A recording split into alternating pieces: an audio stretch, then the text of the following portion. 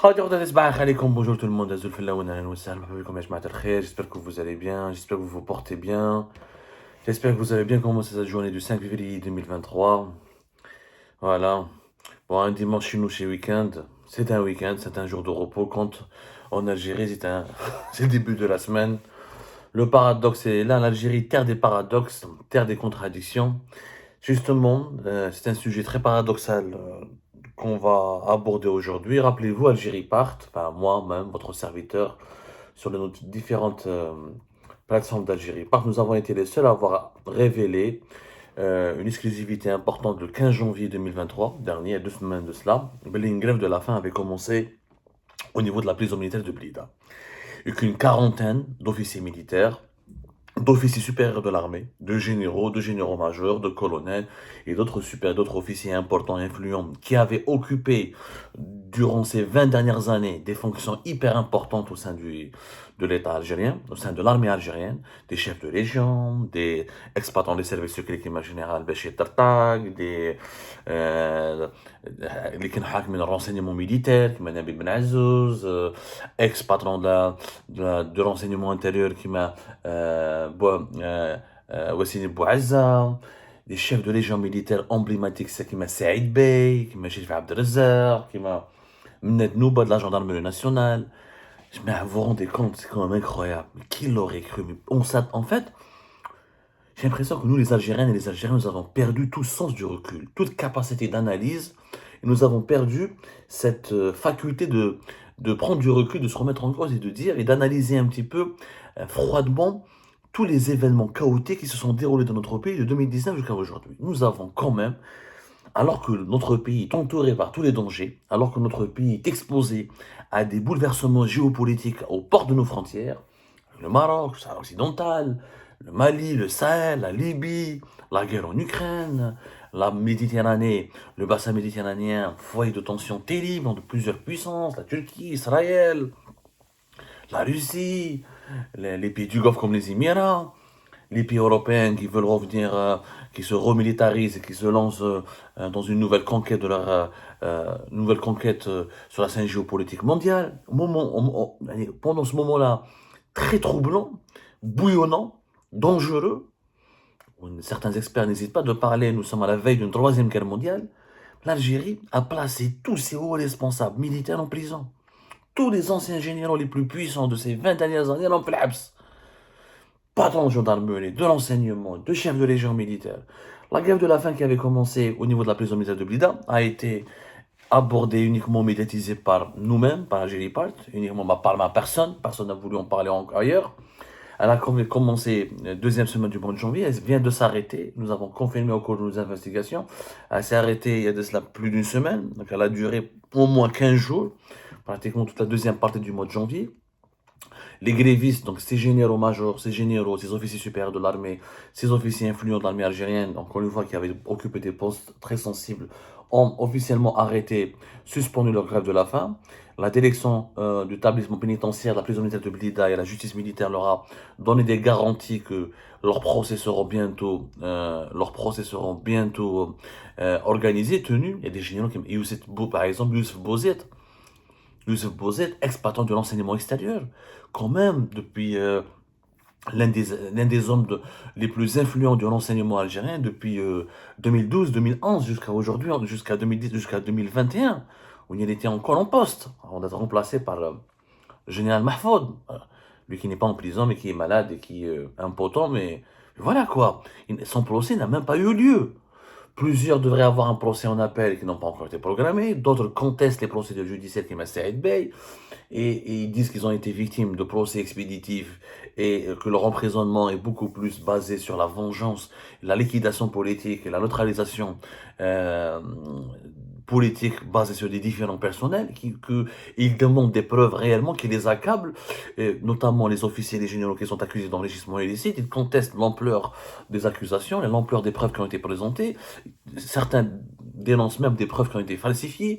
Certains parlent même de dossiers qui ont été montés de toutes pièces. Il y a une ambiance délétère qui règne au sein de l'armée algérienne.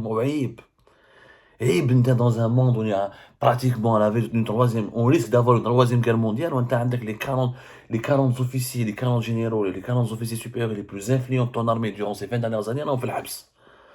Comment l'Algérie va se protéger? خليهم راهم هاربين جنرال بالقصير غالي بالقصير هرب à l'étranger هذاك كورompu هرب ما قدرولوش اكسبلطون دون جاندارموري ناسيونال كان حاكم لا بريغاد رجع دو باب جديد لي دوسي دا كاع لي دوسي سيكري دو بيي وهرب معاهم جنرال ماجور شنتوف exploitant de la première région militaire jusqu'à la fête de la cocaïne en 2018 quand même. Et durant pratiquement tout le quatrième mandat de Bouteflika, c'était lui qui dirigeait la première région militaire. Général Habib Chentouf, il quitte en fuite à Alicante, en Espagne. C'est quand même catastrophique.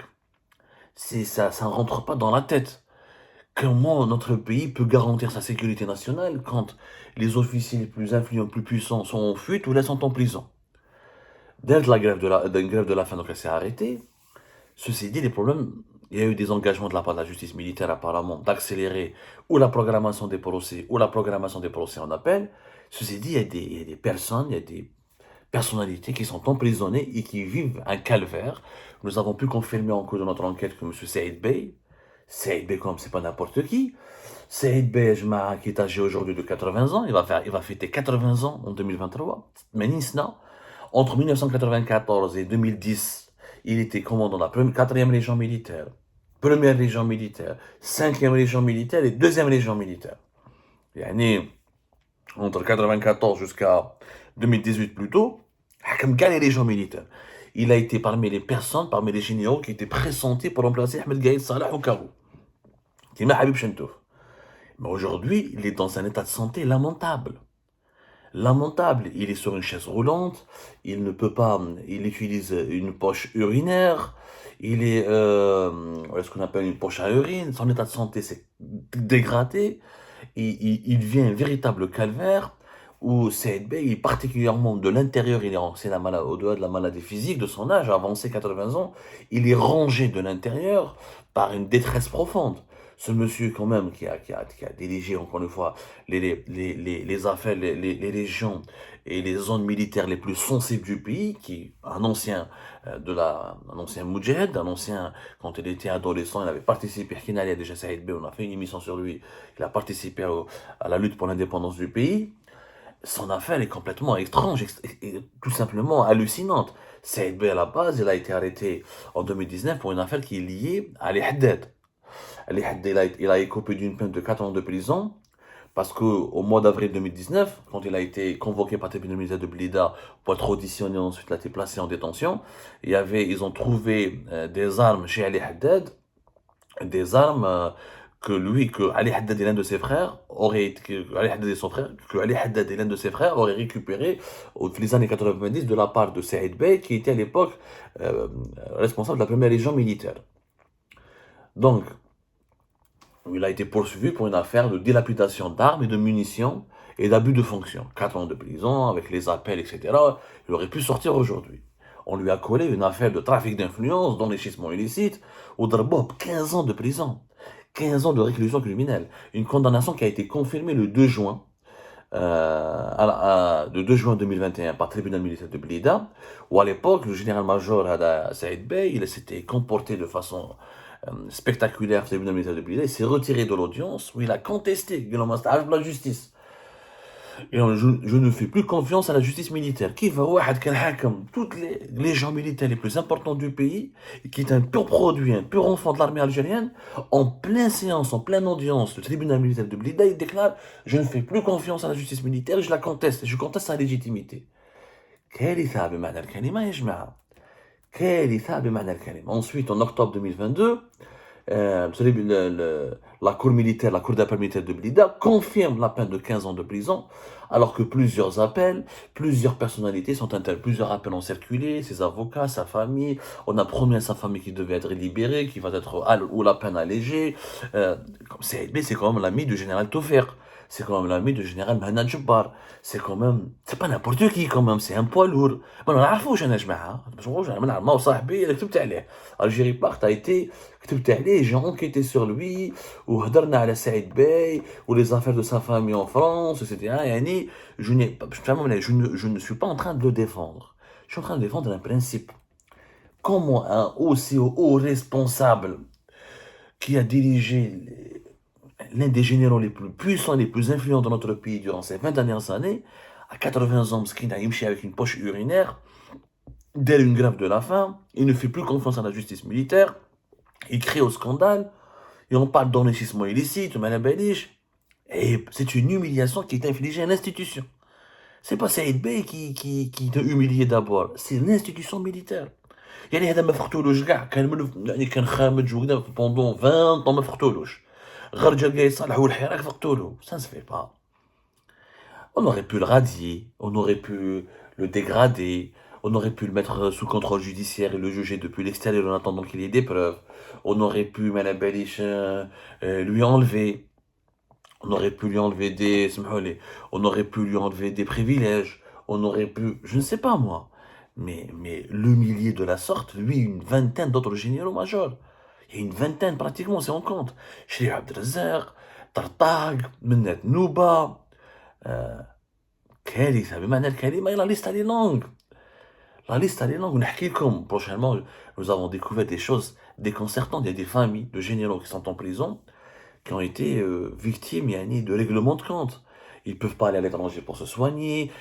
Saïd Bey, visiblement, était malade bien avant son emprisonnement à Blida. Il suivait des soins en France. Vu apparemment, les prises en charge délivrées dont il bénéficie au niveau de la prison militaire de Blida ne sont pas à la hauteur et elles ne sont pas des soins de qualité. Donc, il y a un risque pour sa propre santé.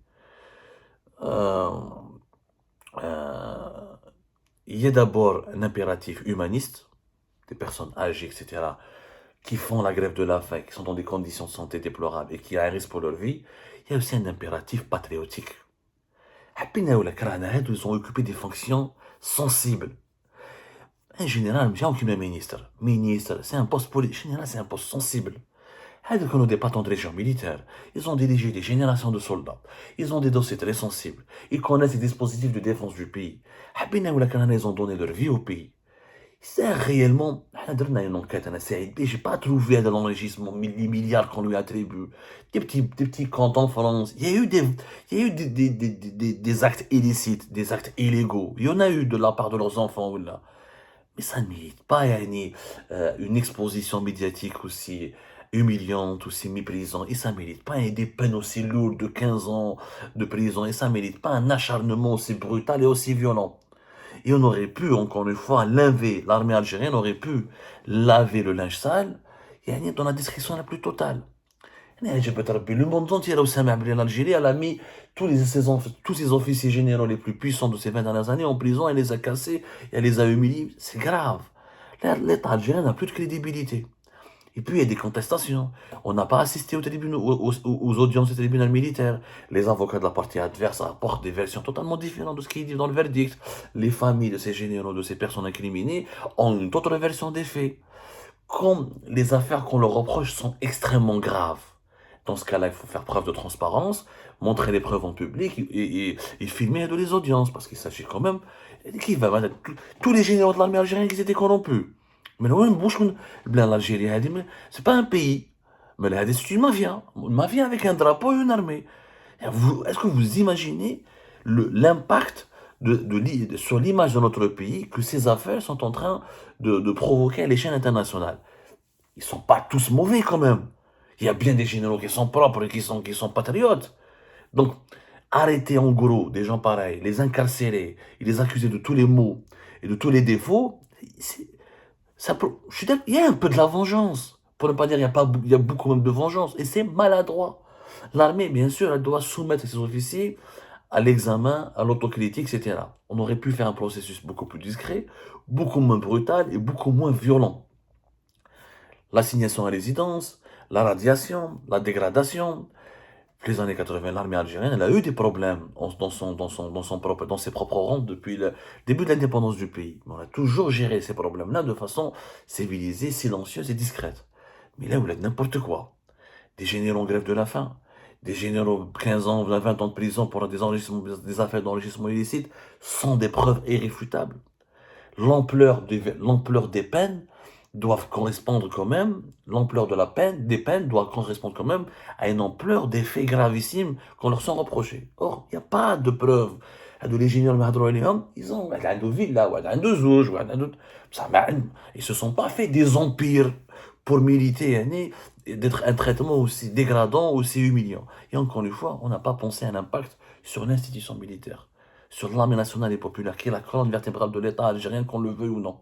Surtout dans un monde d'aujourd'hui où le pays il expose à toutes les menaces qui peuvent le déstabiliser. Nous avons besoin de l'expertise, de l'expérience, du savoir-faire de ces gens qui ont formé des générations entières de soldats. Je sais pas. Moi, je lance un appel au commandement actuel de notre armée. Un autre traitement est tout à fait possible de ces affaires-là. Le premier magistrat du pays, le président de la République, Abdelmajid Tebboune, devrait intervenir pour, encore une fois, sortir de l'impasse et apporter un traitement judiciaire et militaire différent, encore moins brutal, moins méprisant. On peut mettre ces officiers supérieurs de l'armée assignés à résidence, ou à l'aviation, ou là, avec des procès justes, et avec une véritable offre de preuves. Je sais pas, il s'agit quand même de l'honneur et de l'intégrité morale de notre État.